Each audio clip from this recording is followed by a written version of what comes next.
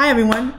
I wanted to do this really short video just to give you some tips on schooling at home, since this may be your first time schooling at home. I did it for 15 years and I have a couple of tips that I thought that maybe I should share with you so that you don't make the same mistakes I made and maybe you can learn from me.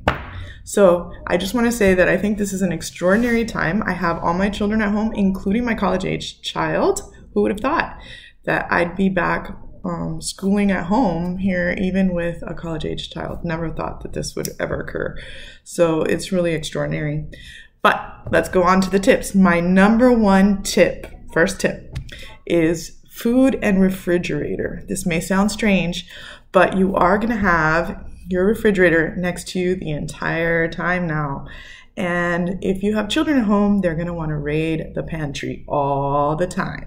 So my suggestion is that you set times, right? Set certain times for meals.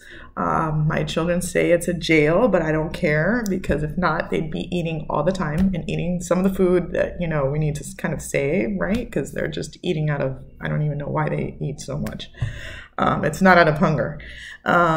So my number one tip, but remember, even if you're single, watch the refrigerator. Okay, because you might want to stress eat. Number two, my second tip is to get dressed. Although it may be fun to do school kind of in your pajamas or just wear a shirt and you're wearing like lounge pants. I don't know what you're doing.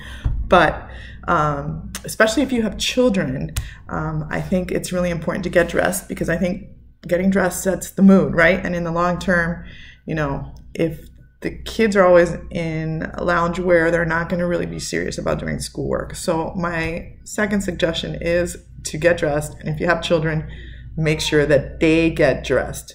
So any of you that teach my children, if you see that they're not dressed, you can let me know. All right. Number three, go outside.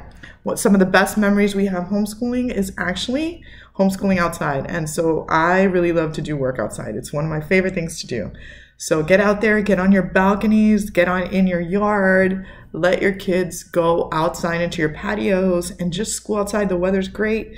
There's no reason why you can't be outside. And I think it's good for you too. Get some vitamin D.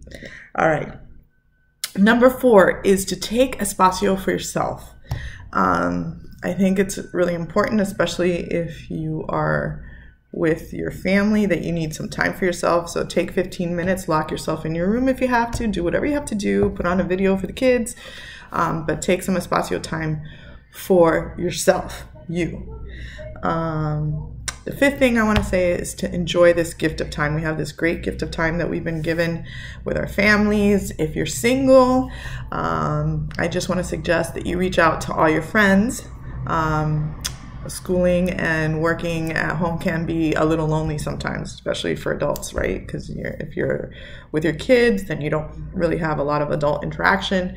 And if you don't have children, then, you know, it can get lonely. So reach out. I'm looking forward myself to reaching out to some old friends I haven't talked to in a long time and reaching out to them. And we may not be able to meet face to face, but we can certainly speak. So those are my tips for this week as you start. I'm praying for all of us. I'm praying for everyone. Keep in touch. Don't be afraid to call me, email me. I'm around. All right.